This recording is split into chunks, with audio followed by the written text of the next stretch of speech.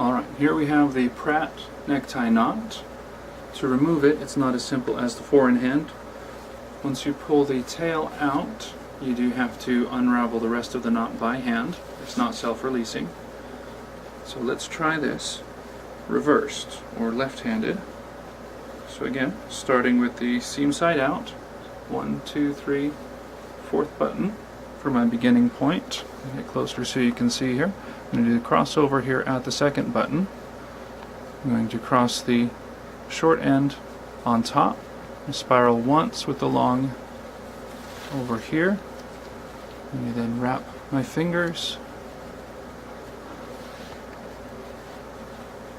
and up the neck and down that loop we just created here.